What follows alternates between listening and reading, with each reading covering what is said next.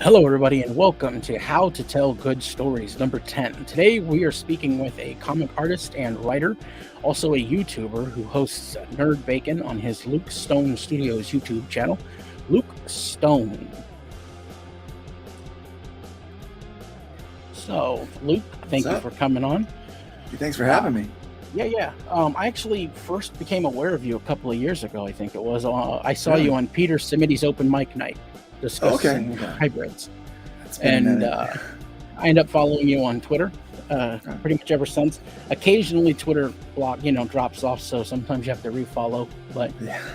but What is yeah. the So deal with that anyway? Like, that's crazy. Who I does that? have I have a feeling there's something to do with when people make people mad, certain things happen. So Oh, yeah. I'm certain of that. I mean, that's yeah, yeah. The and it bots. yeah, it is what it is. But Yeah. hopefully, Elon comes along and makes it a free speech platform at some point. But Well, I hope so. Yeah. Yeah. so anyways, yeah, I always like to branch out and sort of reach out to people, and plus I was very the idea of um hybrids and seeing that you're a more of a Christian writer and Christian, and you do things that are more Mhm. family friendly and stuff like that, or at least age appropriate. I And try my best. Yeah. yeah, and so the hybrids idea, obviously, like I coming from a conspiracy background, have immediately think hybrids, and I think of all the stuff that goes on with the Nephilim talk and all that stuff on the internet. Yes. Yes. So it really, it perked up my ears a little bit. So I kind of got in there and said, yeah, hey, what's this guy doing? So quickly, kind of go back and before anything, comic related, I guess, or whatever. How did you get started in the idea of whether it be art or comic books or whatever? What Well, was the thing, your catalyst? I started drawing when I was a kid, Hmm. like young, like three. Okay, Not good, obviously. At three. right. But my mom and dad used to hang out at this little diner back home called Breakfast House, Okay, and they would hang out there. They were open 24 hours. They would hang out with the friends, drinking coffee until like 2 or 3 o'clock in the morning with me, a 3-year-old who has ADHD, by the way. yeah, And so I'm bouncing off the walls. My mom discovered the only way to chill me out was to hand me a pen or pencil and put a napkin in front of me. And so she started buying notepads and stuff like that for me to draw on, and that kind of became a thing. And I eventually my scribbles turned into stick figures, and my stick figures turned into I started putting clothes on them and stuff like that. So that got me started with art.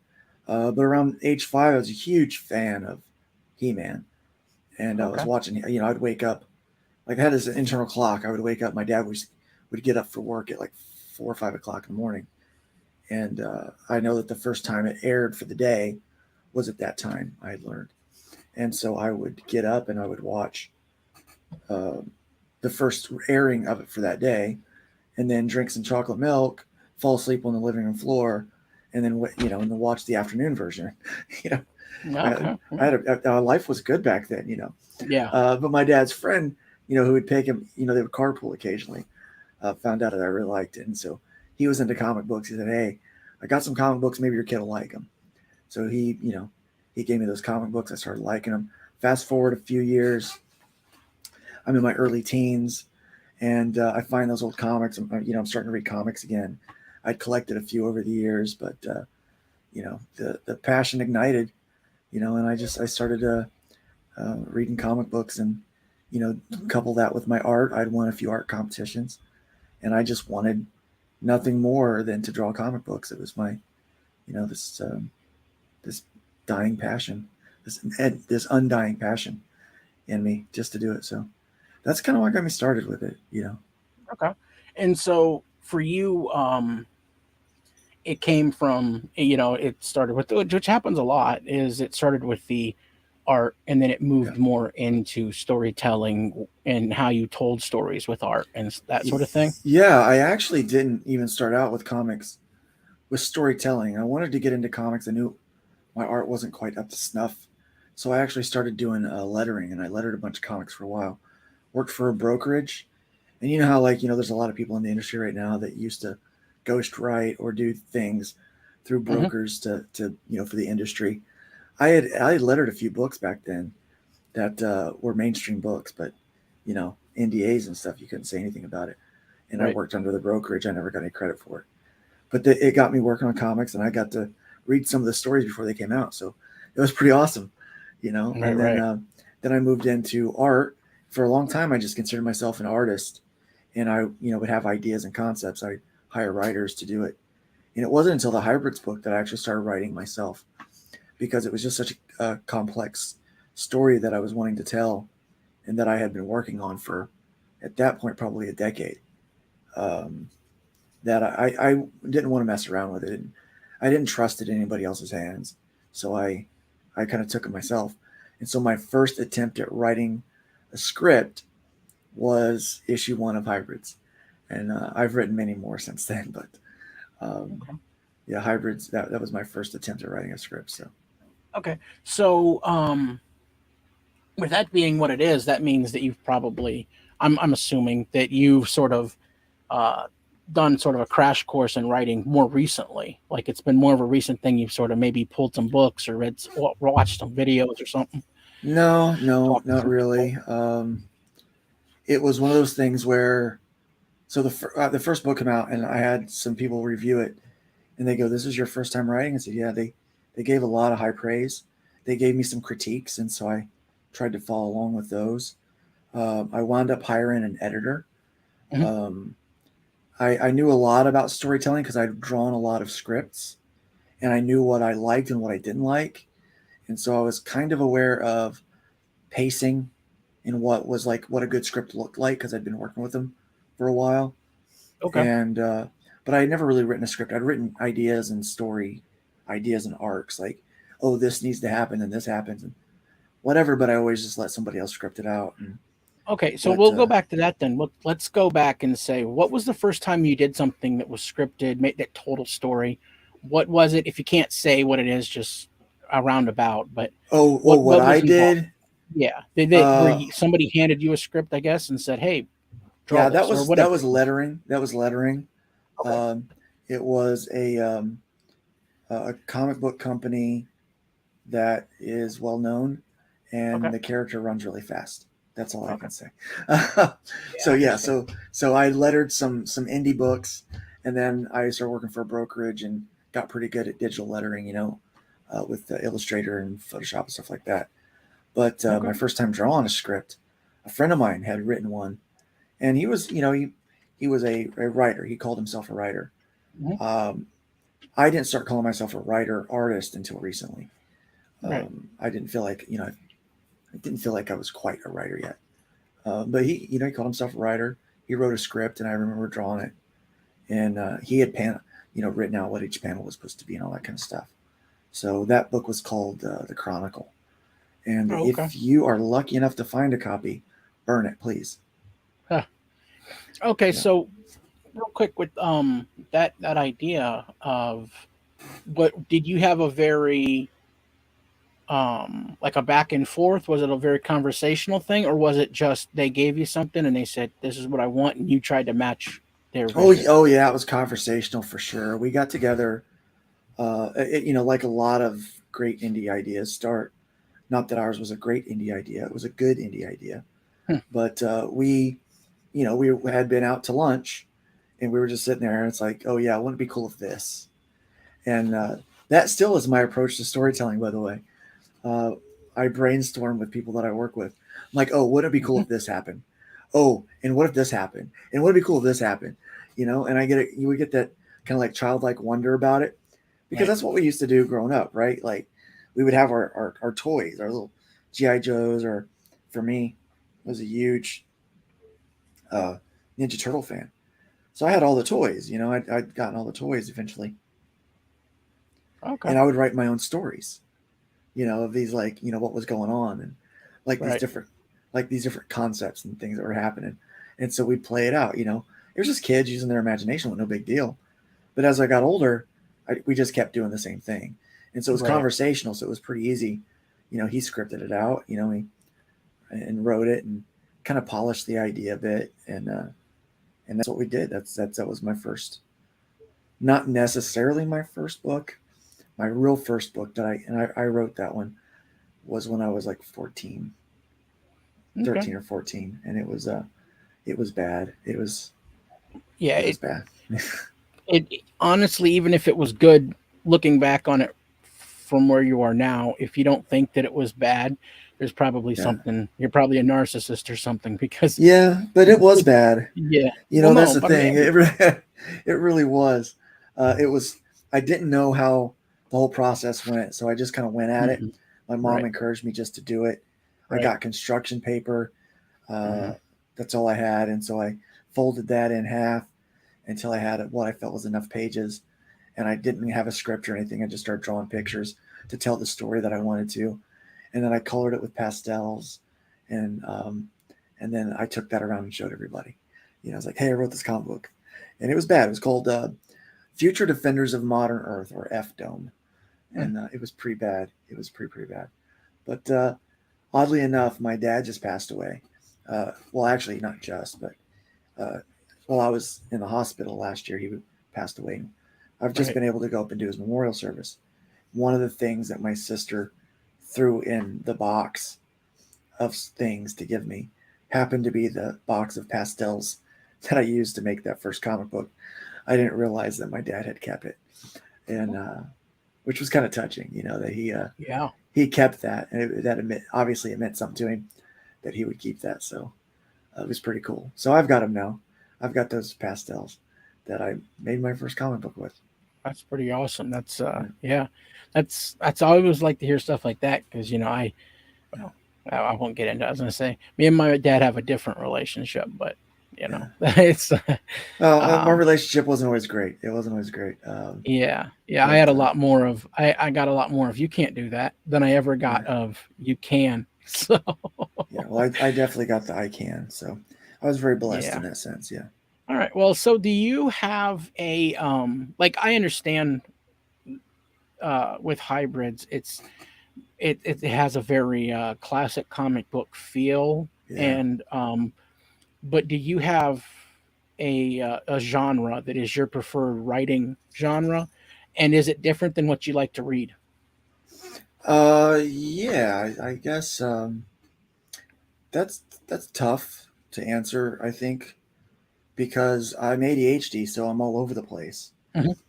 I feel like I'm really good at writing team books and like superheroes. I'm good at writing superheroes. Okay. I like drawing fantasy books. Like Okay. those are some of my favorites to draw. Either be, you know, sci-fi, Right. but mostly fantasy. I like drawing monsters.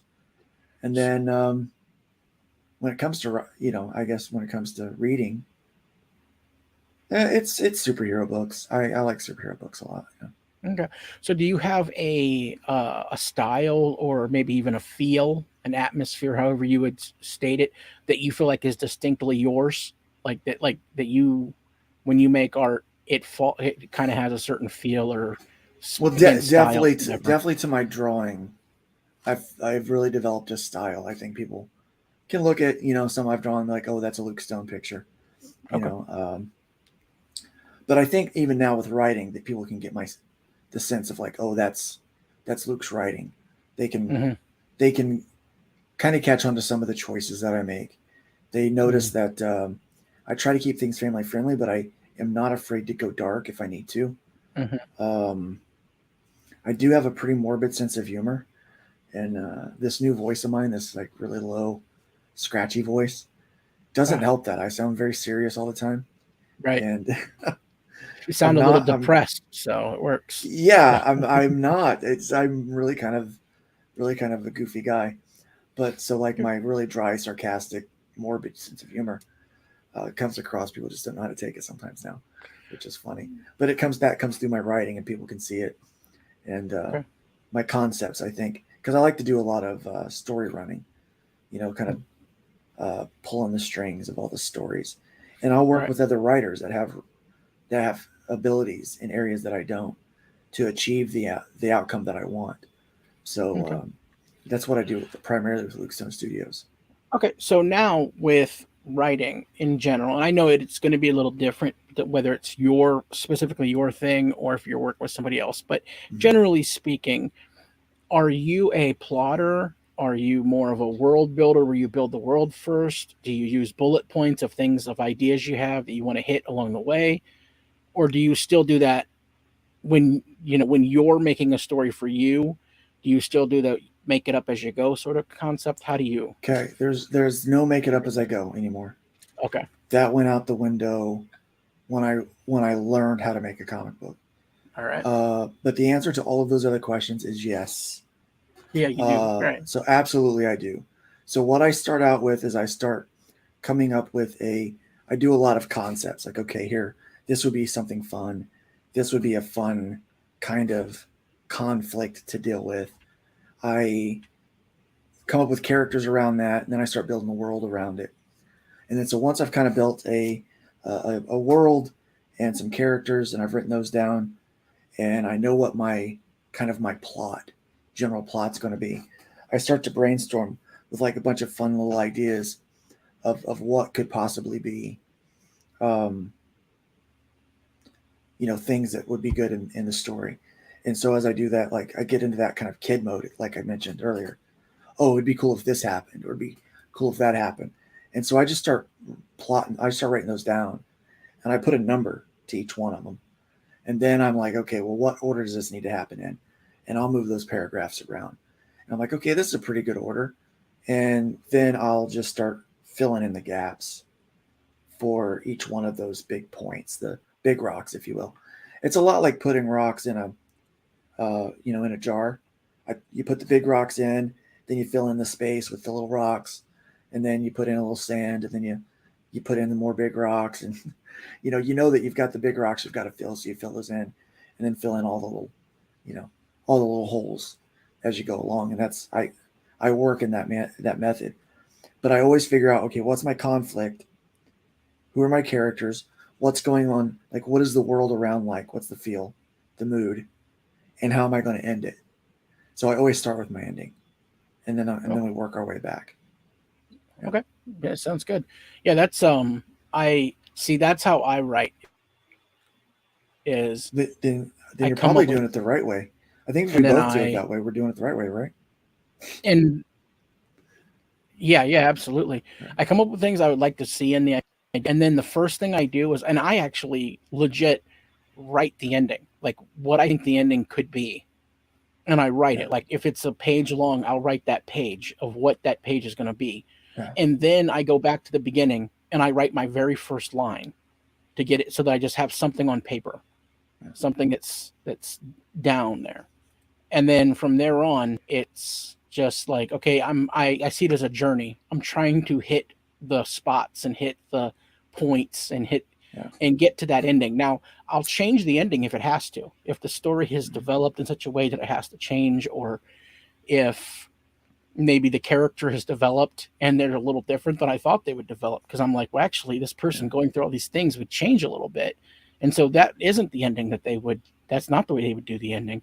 I'll change it, but I always try to keep that goal line of there's an idea here and that I want to hit. And so, yeah, I see it as a journey. So that's what I tell people. I journey through I basically Yeah. use Yeah. bullet points and I journey through the story to get That's there. actually how I got to the first script that I did. So I knew where I wanted to end the story. I knew that there was one particular part of the story that I wanted to tell, which is what's getting ready to be told in the Lifeline. So I'm working on the art to finish up the art for part 4 of the Killing Field right now. We're getting ready to fulfill part 3. So that's all in process. But Lifeline is the next arc, and that's the story that I wanted to tell. So I Okay. knew how I was going to tell it. I knew how I wanted the story to end. It did adapt. The end kind of adapted a little because of kind of some of the conflict that created in there, but it was all pretty much the same Okay. that whole time. It was all pretty much the same, and I kind of went in reverse, and I knew where I wanted to start the story. But I Right. didn't know that anyone was going to like hybrids. Like I thought, no one's going to like this. I had started this company called Tenacious Comics, We were working with some friends. My main title was a book called Worst Day Ever. It's a rom-com, a romantic zombie comedy, and Okay. and so Seems this was appropriate. the thing that I thought was going to be I thought this was going to be the deal. I was putting all my eggs in that basket, and so that's why I started the company to publish that book. And eh, the people that I worked with, they said, "Hey, we should probably have a superhero book. We don't have one." And I told them the concept of this book at some point, and just talking, just like hanging out and talking about comics. And they said, that hybrid book, that the Nephilim book that you got, you should do that.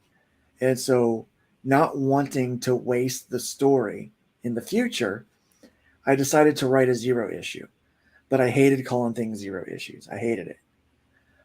So I called it number one because that's technically what it is, right? It's still basically number one. Right. Um, and so Yeah. I wrote like, okay, well, how should number one, the zero issue, end to set me up for the next story? And I thought, oh, well, actually, I could probably move a bit of this story over here and do it like this, and this could be my ending. And so I wrote the ending of issue one, and I thought, wouldn't it be cool if I start with the ending and then I like go earlier that day and then tell the story up to that point?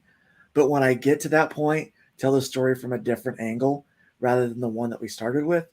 And so that's what I did because I thought it'd be cool. I thought it'd be neat. And apparently that was pretty innovative, I guess, for an indie comic. I didn't think it was special. I just thought it would be cool. And people really liked it. So, um, now I've gone back and remastered the first issue, replaced a lot of art, probably about 80%, to match better what I'm capable of doing now for storytelling while trying to Right. match the art from back then. But we also included extra pages because back then money was a big deal. Money's still a Right. big deal. Who are we kidding, Yeah. right? But Yeah. money was a real big deal back then. That was 2015, 2016 when that was happening. And I knew how much it would cost to print a book. And all of the books went in 8-page increments, right? Cover included. So it was 24 pages for the cover, or it was 32 pages with the Okay. cover, including the covers. Right. And I Right. was like, I can't afford that 32. I can only afford the 24. So that means I've got to fit the story in 20 pages. And Right. so I had to cut 2 pages out because I had originally written it. It was 22 pages because I didn't understand how self covers versus plus covers worked. I Hmm. was still learning all of that stuff, Right. and so I knew that we wanted to do self covers and like a standard floppy, and so I had to find a place to cut those pages out. So I cut it out. And then when we did the remaster, we rewrote it and put it back in. So it was nice. Well, yeah. Yeah. Right. Well, that's good because that shows people again, like we all have. The big secret to life in general is that we're all kind of just making it up as we go and pretend Yeah. the people who seem real confident are the people who were just they just don't let you know Yeah. that they're just making it up as they go, you know. I feel like a duck. Duck looks all calm and cool on the top, right? If you go Hmm. right below the surface, man, those little legs are just a churning. Yeah, And just moving away. I feel like that's the story of my life. I look all calm and cool on the surface, but underneath, man, I'm just kicking away. I really Yeah, not me. I seem all disheveled and am. a mess on the surface, and then underneath, I'm like, no, no, no, I got it all planned out. It's not going to go the way I planned, but I'm planning it all out. Confidence. I mean, I'm telling you, confidence is key. It's Yeah, like, yeah, I got this. I knew I was going to do that the whole time. right. So we're going to move to the idea of editing. Sure. Um, and in fact, you've already said you got someone to kind of look over your work and not. Yeah. When it comes to editing, do you start involving them early, or do you send them like a finished idea and say okay, and then go so that you can continue working from there? Like revisions Well, from there. I did at first. I wrote and I didn't use an editor, and by issue 2, I realized how much I really needed one, Hmm. and so I went back and I had an editor work with me on issue 3, 4, and 5, and I involved them at the beginning before I started scripting. Okay. Well, let me correct that. Issue 3, I gave them a script and they edited the script, and I didn't give them 4 and 5. And then I realized I needed to give them the whole arc. And so by the end of 5, I had figured this whole thing out, like how to use an editor. So for Okay. the next arc, I wrote out my outline for the arc, and then I gave it to Piper. And I said, Okay. hey, take a look at this. And then she told me, kind of where the holes were, Yeah. where I was missing some opportunities. And then that helped me to plot out each one of the books. So then once I had the holes filled, I plotted out what each book would have, and then I filled in the rest. You write from one scene to the next. So I'd write my scenes, and I'd, get Hmm. my connective tissue written, and then I would have Piper look at it. Because there's really a difference between story editing and copy editing. Hmm. And Oh I yeah. thought that it was copy editing is what I needed. Hey, here's my book. Tell me where I'm at, fix the spelling. That wasn't it at all. Like I needed someone to help me with the story editing, Right. and then walk me along the way and say, hey, the lettering could be better here. Here are some choices that need to be changed, or maybe you missed an opportunity here. And all Right. that needs to start at the beginning. So Right. I like to include my editor with Yeah. every new concept from the very beginning. Yeah. I do a weird thing where I have a person who edits for me, and I do a thing that she said was I'm the only one who's ever done it before, and that is be the way I write. Like I said, how I start and I go at the end and I get my ending, and then I go back and write my first word, and then I get my little plot points in there of what I think the plot lines should be, and then I try to just structure my plot points again bullet point wise, and then I send that to the editor and say, based upon this, can you follow the story and see what they say. If they're like, no, I have no idea what the story is going to be, or I have no Yeah, idea what's going on, then I know, okay, I need to clarify something, or I need to add something, or take something out, and I literally start them at the plot point, like yeah, when I'm still doing just bullet points on things I'd like to see, because sometimes there's something I'll see and I'm like, dude, in my head this needs to be in here. It's so great, and they're like, does it? Does it yeah. really need to It be in doesn't there? really. Yeah, And I'm like, yeah, it does. And they're like, but does it? And I'm like, and that just them putting that little doubt in my head when I sit down it to doesn't. write Yeah, it, sometimes I'll hit that point, and as I'm typing it out, I'm going, you know what? This does not need to be. I'm doubting it, and I'm going, you yeah, know what? I think they're right. I think they're right. Just that needs to go. That needs to just pull it out and see what happens. yeah, So yeah, I like to involve them as early as possible yeah. as far as that. And actually, I have two different people. That one that I won't ever give them anything that isn't a finished, because that's just the way their mind works. If it's not a finished thing, they'll be lost. But I'm really picky on who I work with as an editor. yeah, Um, and I once like I people find who one I tell me like, I'm I so like to bad. stick with them.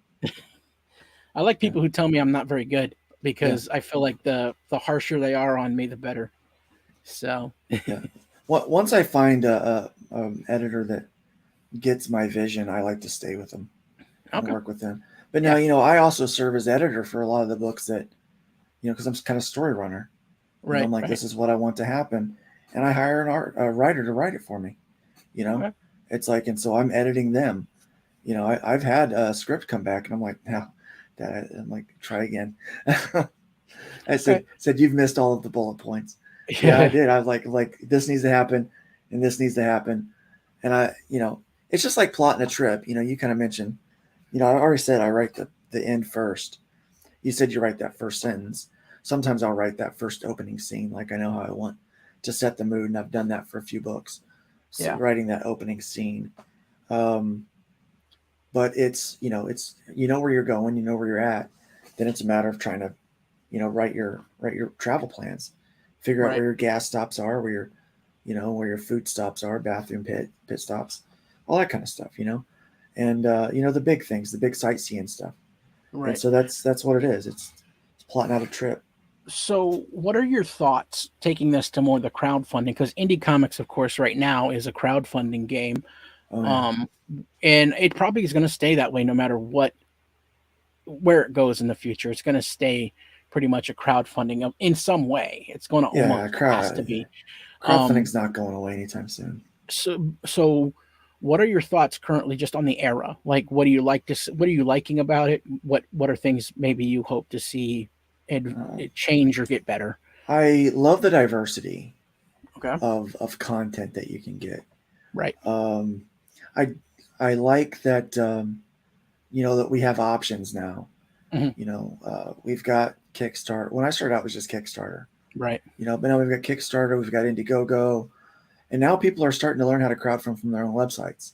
Right. I'm working on that myself right now for the remastered trade paperback for the first volume. Um, I don't want to waste valuable launch time on one of the other two platforms, so I'd rather just run that from my website for a short while just to make the print run. So it's like there's these options. You've got options with it, and some things I don't like is the kind of the politicizing of the platforms and how people try to, how they try to deplatform people with either one of them. I think that's why maybe, trying to work out how to be self-sufficient in some cases is going to be great. But really, those two platforms still give you an opportunity to reach people that you wouldn't normally reach. Right. And so, Right. obviously, YouTube doing the campaigning trail, you've got to do that stuff as an indie person. If you're Hmm. not good on camera, practice. You got to get decent on camera. Right. I always tell people, if you're going to go out there and sell your book, you got to sell you. Right. Because people are going to, there's a lot of people vying for those dollars.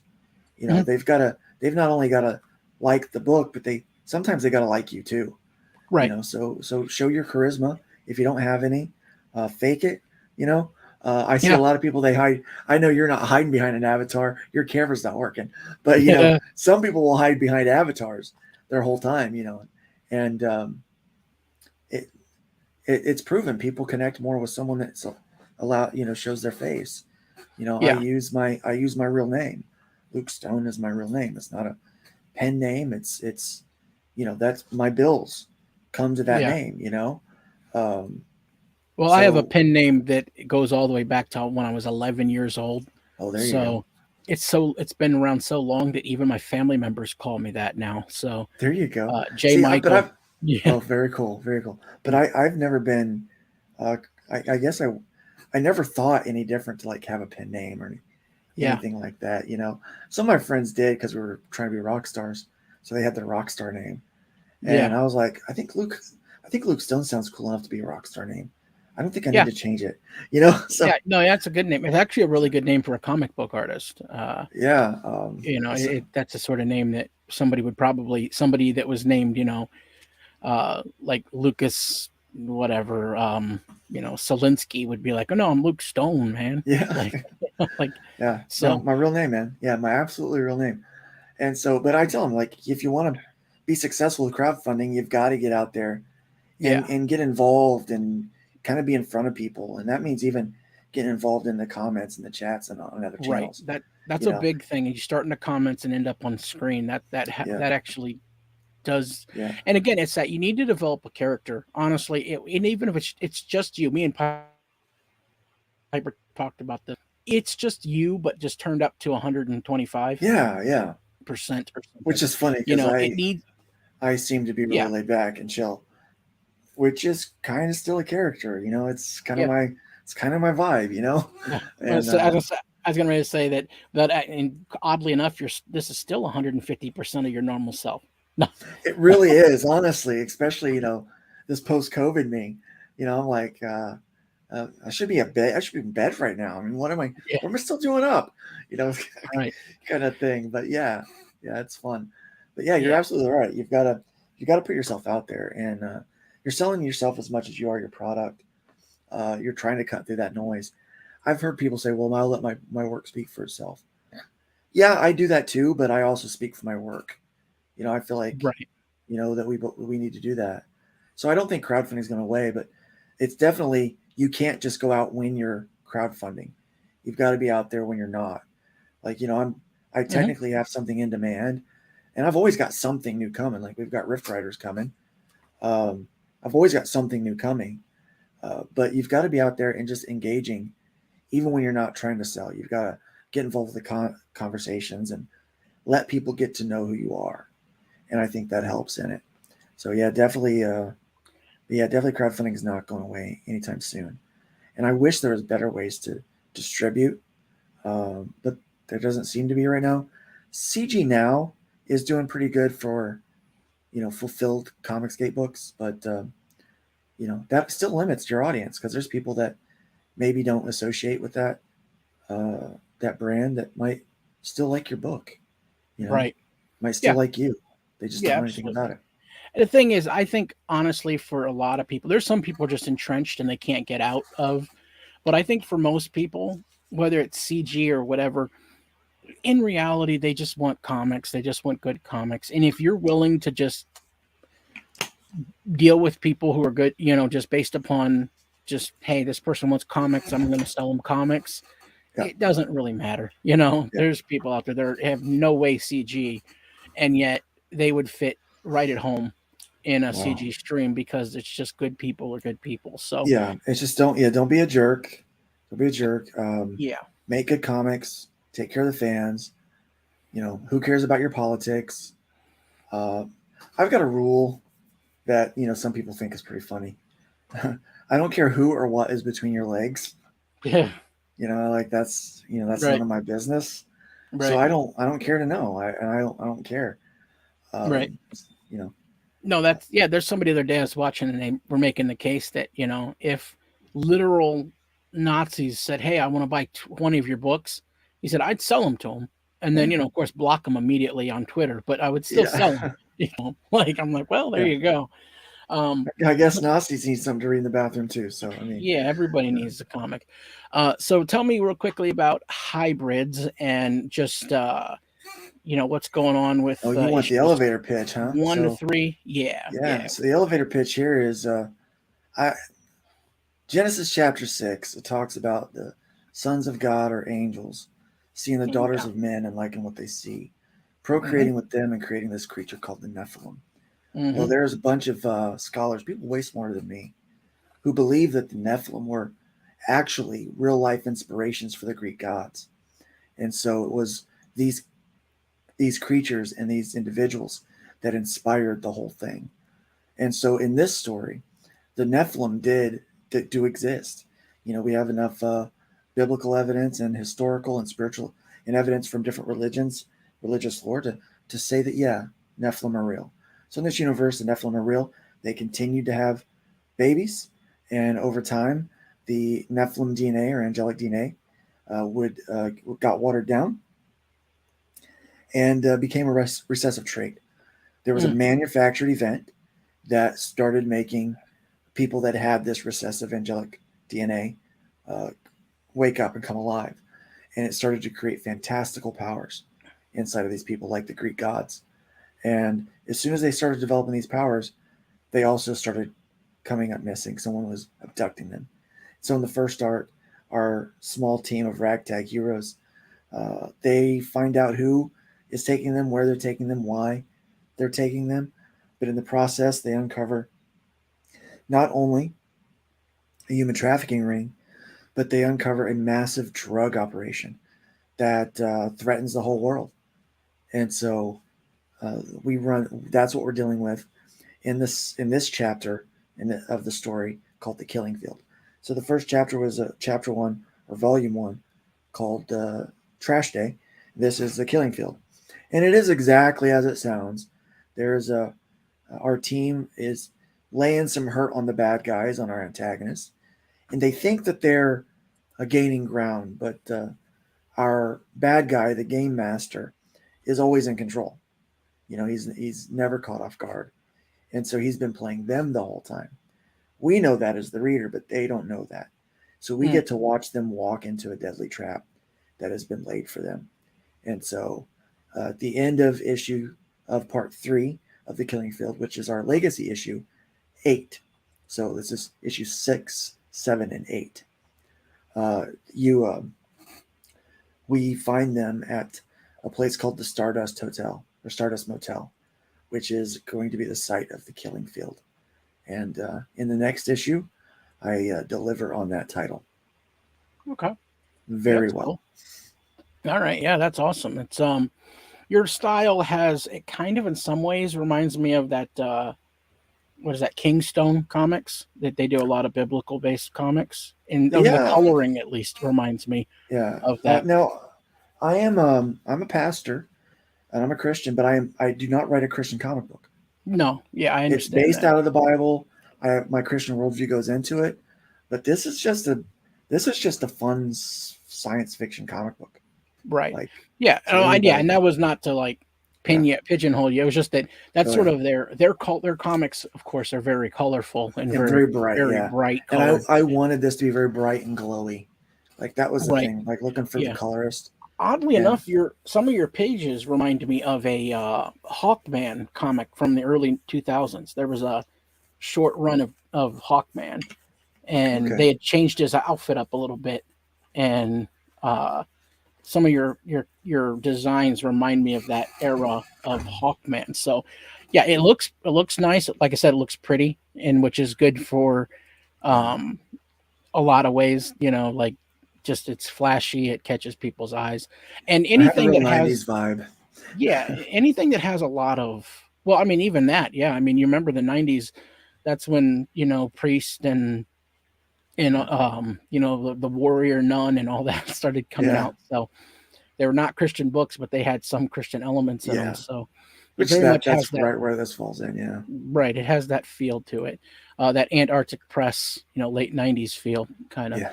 So Yeah. yeah, and I'm always about that. I think C.S. Lewis said that kids, the Christian kids, as well as everybody, every kid should be interested in sci-fi and fantasy Yeah. because that expands your mind. It's something that gets you to think differently. And anytime you Yeah. can get people to think a little outside of themselves and outside of where we're at now, it's not just escapism, but it also expands and makes you just a better rounded person. Yeah, Oh, I agree. I you know. absolutely agree. Yep. So yeah, that's awesome with that. And then so I definitely anybody who's listening to this in the future, that might come across this, definitely consider the hybrids. And if this is closed, keep with Luke Stone Studios on Indiegogo and Yeah. find out what else he's You can doing still as he get the keeps going. trade paperback for the Oh, okay. first volume, so there's still a few of those left. All We right. are gonna, like I said, we've been remastering all of Uh-huh. the books with Arrow Comics. Once we released with Arrow Comics, we decided to remaster everything, Yeah. and so the first volume is going to have a remastered volume, like trade paperback. We are That's going to awesome. have them all available in floppies as well soon Okay. from my website. Maybe not necessarily through the um, Arrow Comics, they used to have a comic called The Dead or something like that. yeah, Um, something like that. Yeah. Hmm. uh, but that's the comic that I remember them from. Yeah. Back And they in had the Tales from the Anniverse. They had they something also had Seven, something in the late Magnificent Seven, something '90s. like that. What did they released something in the late '90s that I was a big fan of. Oh man, what was it? It's like on the tip of my brain. Land of Oz. Land of Yes. Oz. Hmm. They did a series like of that. That Yes. yeah, yeah, yeah.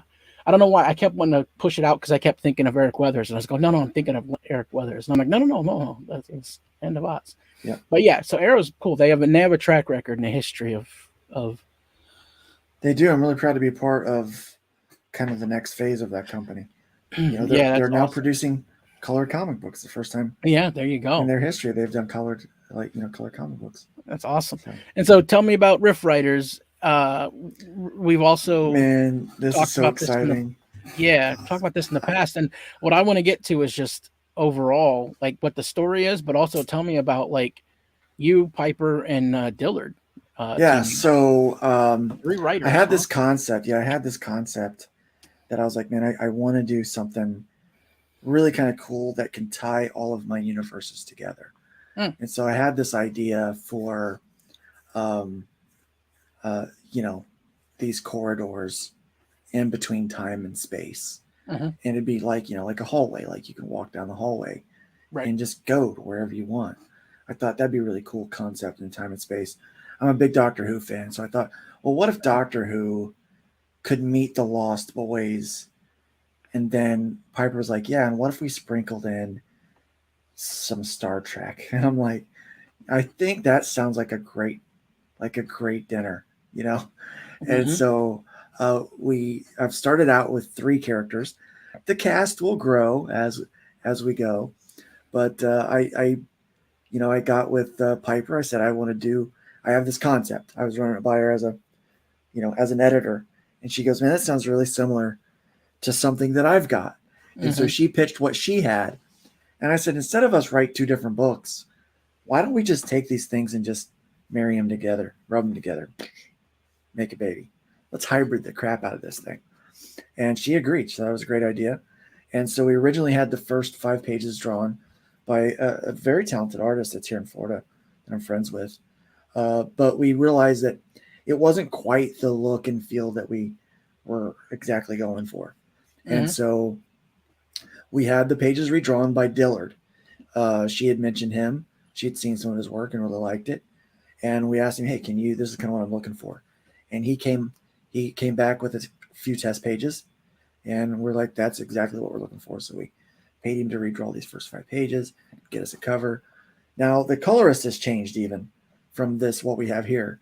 I decided I didn't care as much for the pastel look, for the look and feel of the book. Not with Dillard's art. It was great with the original art, but I wanted something different. And so I've just gotten the last page back from the new colorist, um, which Amy is really making it pop. So Okay. even what you're seeing here is going to be even improved a step further. So That's awesome. yeah. So Yeah. basically, well, yeah, what it is, we've got this. Our main character is Israel. He is a 13-year-old boy, but he's really a 45-year-old man, and Mm-hmm. he escaped from his timeline that was dying. So at each time, from time to time, a timeline will come to its end. Once it comes to its end, it just closes off and disappears.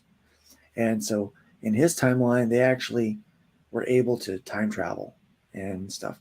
So his mom saves his life, throws him into a ship, and sends him off. And he gets stuck.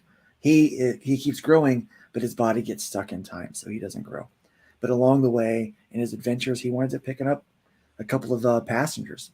And so we've got Lunos, who is a big blue green looking alien type, and he's kind of the muscle of the group. And then we've got the really kind of cutesy, kind of happy, playful Rivia that draws the attention of a lot of the guys, and with her cuteness, but not so much Israel because he's mostly annoyed by her. Right. So because he's kind of a crotchety old man in a 13-year-old's body, which is funny because I feel like that sometimes. I feel like I'm a 45-year-old. I feel like I'm 42, but I feel like I'm a 40-year-old man in a kid's body. Then sometimes I feel like I'm a kid in an old crotchety man's body. So there's kind of a Yeah. reverse there. Yeah. I But get that a lot with being. I feel like I'm like in my 60s. I'm in my 30s, but I feel like I'm in my 60s sometimes. I'm like, because I have such people tell me like everything you like is old. You always like this old stuff, and I'm like, yeah, what can I do? I don't like yeah, that's okay. but Yeah. yeah, So that's anyway, awesome, yeah. Anyway, so in the story, what happens is, man. So, it starts Piper had out said with you them guys kind hadn't of. quite figured out what the secret person throw it in that way, but Yeah, we're not really sure yet. We're still working on that. We'll get that put together here soon and reveal that to everybody. I mhm. hope to have a decision on that this week. We're going to have a 6 a.m. comics chibi. So we've All got one right, of those. We'll be revealing that soon. It's kind of a special email perk. So we're really trying to get that signed up. The cool thing about this group is, like, in our story, we introduce the fact that they are, um, kind of coming out, coming back from a party, and they decide they want to go hang out in a particular time and space. And when they get there, it's gone. All that's left is this weird primordial goop, fungus stuff. And so, like the true adventurer Israel is, he jumps right out into he jumps in his suit and pops out to check it out. And so we leave him as he's in the airlock in our first 5 pages. and we're excited about people getting the rest of it. We're actually going to be crowdfunding this to finish production. So this is going to be the first book that I've done that isn't done with production before we do the campaign, because we've got to pay a lot of people for this, and I'm doing a lot of other books on top of it. So this one, the script is done. We still have to go over that this week, and kind of refine some things, and then um, yeah, but it will. We've got a plan for production, and Dillard has a history of producing books, Yep. and Piper has a history of Yep. producing books, and I've got a history of producing books. So you can guarantee that this is going to be out, and it's going to be out when we are planning to put it out. So we're quite excited about it. It's a book I've been wanting to do for a number of years now, and I can't wait for people to get it.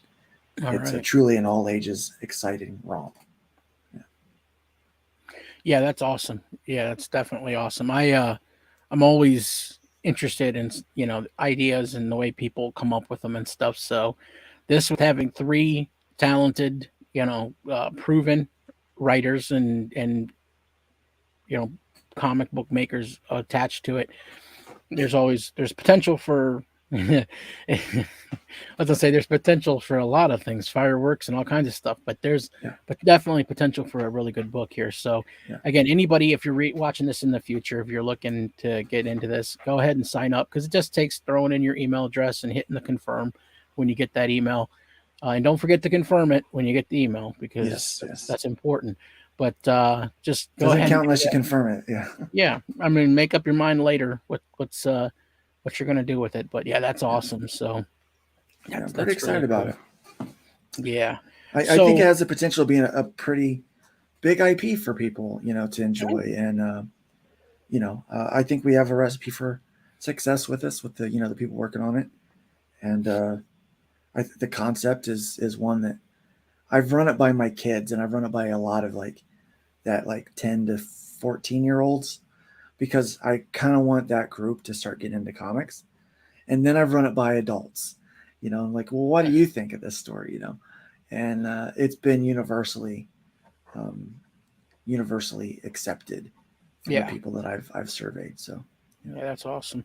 So getting back into the idea of the storytelling and that sort of thing, because that's what it is. It's all about storytelling. Whether somebody says, "Oh, I'm a writer," "I'm an artist," even artists who don't write are still storytellers, because yeah, if you can't follow the art on the page, no amount of Stan Lee is going to help, with dialogue, fixing it. So you have to tell a story, whether you're doing it with yeah, pictures or you're doing it with words, or even this, where you get on, you hit go live and you tell people about your life.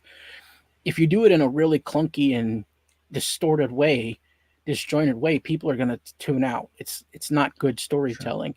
And so, for you in your development as a storyteller, what was the thing that you think that if you have one, what was the thing that, like, when you realized it, it really sort of that sort of was the key to your development in storytelling? Like, what was the thing that you had to realize that really said, "Ooh, that's it"? Well, I really liked drawing pictures, and I realized that pinups weren't storytelling. Hmm. That they were, you could try to tell a story in a picture, in a Hmm. single picture, but it was really stringing it together, Hmm. and how you string it together with the writing. And when that started to click for me, um, it really leveled up my game. Okay. When I started to put both of those together. So when you could Yeah, see how the writing, the sequential worked, you sort of yeah, figured that out, and that sort of made the thing. yeah. Yeah, Understanding that page turners and pacing was right. huge. That's John Malin has said that a few times now about in some of his things, where he said that, it just in the fact of, like, because he's a lot more blunt and kind of a, he likes to play the villain sort of.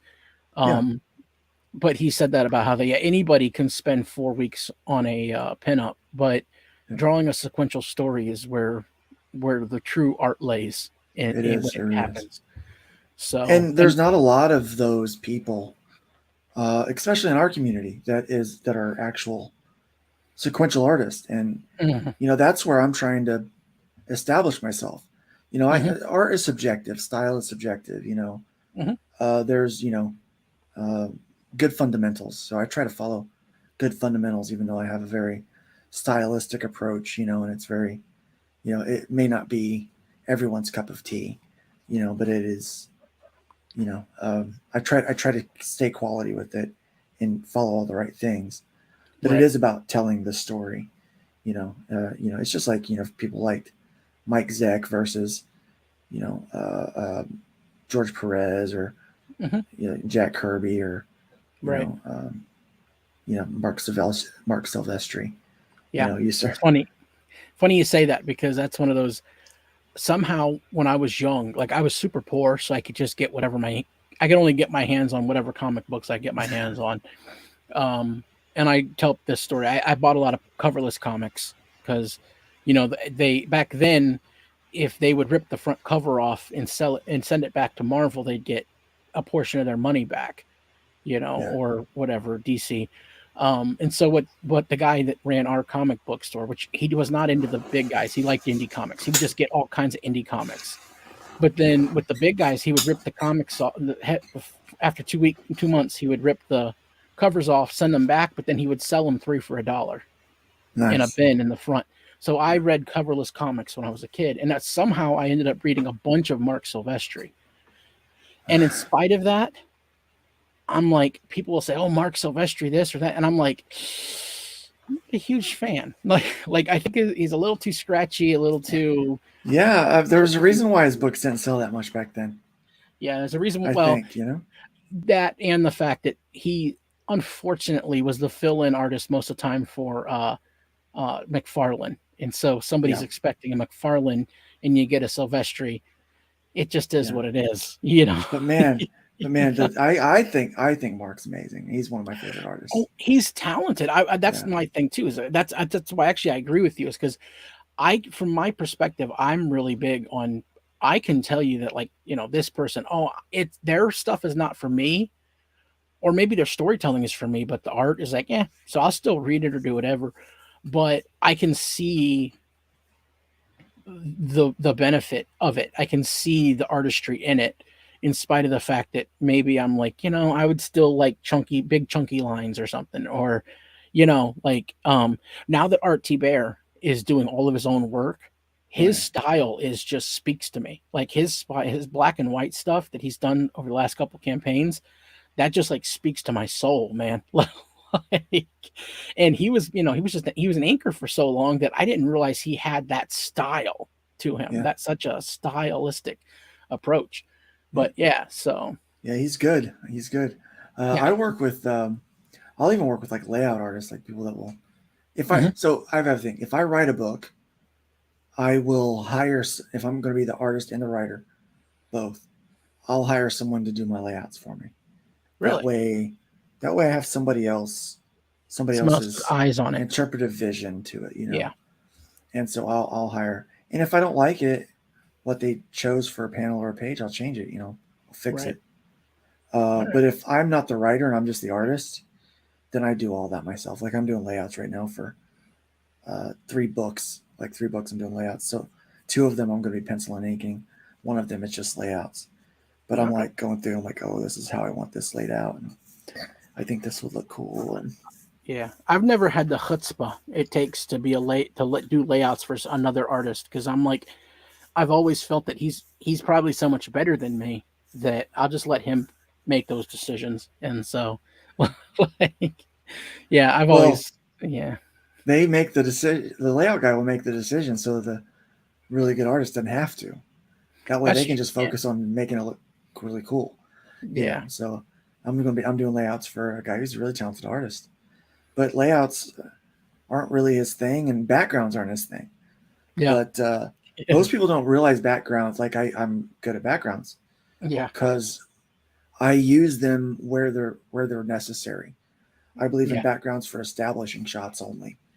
I don't need to have a detailed background when I've got 2 big bricks punching each other in the front. Why do right, I need to draw 100 little bricks on the building behind them when I got 2 big bricks battling out in the front? There's no point in that. yeah, It draws the eye away from where it's supposed to be. Right. but I worked on a book called Video Nations #2. So I did #1 and #2, and I'm no longer on that title. It is crowdfunding right now, but I'm no longer on that title. Um, uh, but I did #2, and it was set in New Orleans, and I really like, I was having some issues kind of reading through the script and stuff, and I was like, man, this is just gonna have to, like, I got to make New Orleans a character. Hmm. Like, New Orleans has to be a character in the book. Hmm. So I just went in and I just did a bunch. I did a bunch of like photo reference. Hmm. Like I pulled up photos and drew like what I used to do in high school, Right. to win these awards, Yeah. where I would take a picture and I'd draw that picture in pencil, or I would take the picture and cut it in half and would draw the other part of it, and then I'd present that, frame it, and win a gold medal. So I Right. just did that. I did. I'm just gonna draw these.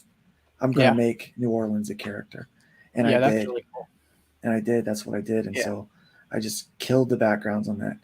And so people's like, "Hey, you can draw backgrounds." I'm like, "Yeah." They're like, "Why don't you put backgrounds everywhere then?" I'm like, "Cause they're not needed everywhere." Well, You know? yeah. That's one thing I've just recently is I would spend so much time on backgrounds, and most of my time I would spend more time drawing background than the foreground Yeah. stuff. And I've recently tried to limit myself for time, simply for time purposes, just because if I don't focus on the background so much, I can get through more pages quicker and I can do stuff better. But yeah, I've had to struggle with that because in my eyes, when I'm drawing it, I feel like I have to do the background and it has to be accurate. Yeah. And I've been having to tell myself when it's okay. It's okay. These It's okay. these two are, as your boy Zach would say, these two are in comic land. And so where are they at right now? They're there. They're Yeah. on the page. Like Yeah. like but yeah, that's awesome. They So don't have to be standing on a ground. They're right, just there. Yeah. Like, right. it's okay that this. Yeah. But I also look at it like, they're um, these comics. I mean, it's you want that establishing shot. You want to put detail into every page. You want every page to be a work of art. But at the same time, you're trying to draw these things so that you can Mhm. get them done, right? Right. So Right. you have to strike a balance between done and perfect. Yeah. Okay. Yeah. There's people I know that they're trying to make their book every page a work of art. They're 2.5 years late on their book. Right. You know, Yeah, at absolutely. some point you're going to lose the goodwill of your backers. They're going to be Yeah. done. They're going to be like, Yeah. look, 2.5 years. That's enough's enough, man. Get it Yeah. done, right? Yeah. And So I'm sorry, go ahead. No, go ahead. no, you go ahead. Go ahead. No, I was just gonna say I appreciate though the idea of, like you said, with New Orleans being a character and using establishing shots though. I do Yeah, appreciate that though, because there are some that don't. They don't yeah, establish their locations. And that's something that I've done is because I'm working on a series that I'll at some point put out there called Mickey Spade. He's a private detective in the 1940s. And I've made the fact that he's in Cleveland, Ohio, and I've made that the Cleveland is a character. Like the shots and stuff, the cityscapes and all that, it's a character in the movie. Like and I'll literally recreate skylines and stuff and all kinds of. And yeah, one of the reasons I love that is the fact that I've actually lived in Cleveland for a period of time a couple of years ago, and so there are places I know that when you go and look at a historical photo, those buildings aren't there. So I mm, draw it, get to draw it something that literally I'm drawing fiction at this point because even though it was historical, it's not there now. yeah, And so it's really awesome to get to do yeah, that and to use that sort of um, yeah, that artistic license to yeah. sort of. I think I like to do that backgrounds because when I was really young, I wanted to be an architect Mm, because I liked drawing buildings. I thought it was fun, right, and so I actually drawing backgrounds, getting lost in a background is pretty easy for me to do. right. I wanted to be Yeah, a chef, and so setting the plate was just as important as serving the dish. yeah, yeah. So, so for young writers, this is we're in the end. We're going to be wrapping it up here. But All for right. young writers or somebody who's starting out, or maybe again, I always say maybe somebody who's 65 who just they have a story in them to tell, and they're pensive about it. They're just not quite sure. Um, what would you tell them to get them going? What would you say is the thing? Like suggest short stories, whatever it is. But what is the thing that you would say to get them going? What's the first? What should be their first step? Um, Stop dreaming and start doing first off. Mm-hmm. Like you've got to, uh, you can't wait for the perfect time because the perfect time never comes. You've got to do it like, Shia LaBeouf. Do Yeah. it, guy, Mm-hmm. uh, but then, start it in little nibbles, little Mm-hmm. nibbles, write down your kind of your elevator pitch, write down your characters, start writing down the finer points of the world around it and the story. Then start writing down like your plot, your conflict, you Mm-hmm. know, and then, and then like, okay, inside of all of that, find a little short story to tell and make Right. that and make Right. that. Yeah. Right. That's the secret. That's the. I tell everybody, write just right and write short. Yeah. Just write and write short because first of all, the dirty little secret to writing is that no matter what you're writing, it's a series of short stories Yeah. that tell a bigger story. Yep. And so whether it's like I write actual full length novels as well, and it's divided up in chapters. Well, why is it divided in chapters? Because you're telling shorter stories Yeah. and you're organizing it. I make all of the writers that work with me do the same thing I do. I Hmm. write in 6 to 8 page increments. So Okay. every scene tells a story, Right. And so I write scenes in 6 to 8 pages that Mm-hmm. can stand alone as little nuggets on their own Mm-hmm. somewhere, as kind of a preview or whatever. And so I Right. make every writer I work with, I'm like, tell the story in 6 to 8 page increments at a time. Right. You know, So that that's that awesome. yeah, that is, and that really works. So if you're reading it, because then by the time you get to page 8, you're like, okay, you turn to page 9, you're like, oh, okay, that's something new, because Right. you know, it's how it works out. That's why I say 6 to 8 pages, because on a comic book, all of the even pages are on the left hand Right. side, and Mm-hmm. all of the odd pages are on the right hand side. Right. So when you get done with that end of that scene, you're automatically going to go into the next scene. So you're going Mm-hmm. to go into that next set. So you're going to start there, then you put your page turner down at the bottom Right. of that And odd another page. and another thing that I tell a lot of people who are writers who are not artists is that for your big reveal of like whatever the thing is, if your plot twist or whatever, make that on a page turn. Mm-hmm. Make that on a page turn. So if you're on page, 18 and you know, go ahead and do what you have to do to make sure that going from page 19 to 20 is where you make That's your your big big pop. reveal. Your Yeah, big pop. Make it to right. where they got to turn the page to find out What where happened? that's at. Yeah, like Yep, boom, oh, that happened. right. And I always tell Exactly. writers, like, leave room for your artist to be spectacular. Right. They put in all of this dialogue. It's like, trust your artist to show instead Yeah, of tell. right. Wait, I mean, we all love Stanley, right? But man, Yeah. he did that all the time. He felt like he had to put words in every panel. Yeah, When you've and got an artist like Jack Kirby, you yeah, do not have to put words in every panel. You yeah, let that man's work speak first, like do the work for you. right. And that's interesting because that is such a honestly, I think that he figured that out later. Yeah, he did. Um but when he first started, I think that that's just because he didn't really write those stories. No matter what anybody wants to say about, oh, it was written by Kirby and Stan Lee. No, no, no. Stan Lee said, "Okay, Jack, here's what I want to see in this comic," and Yeah, then Kirby went and did it. yeah, He went and just he wrote what he was doing, and yeah. he's a That's what they fantastic call the storyteller. Marvel way. I Right, want he's the a book to fantastic do this. Like, I right. want this to happen in the book, and then the artist makes it happen. Right, and he's Yeah. a fantastic. Ditko's fantastic at Yep. that Uh huh. because they have, and especially they have singular vision. They can see it, and so they make it happen.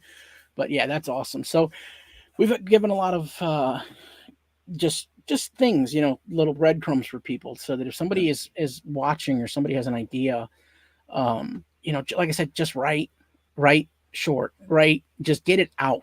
It's because everybody has, honestly, everybody has at least one story in them. Everybody has at least one story in them. And I want as many writers as possible, because the more writers we have, the more chance you are of finding that person who realizes they have something that they never knew. And it could birth, who knows how many great stories after that. And it So doesn't hurt to read comic books. no, no.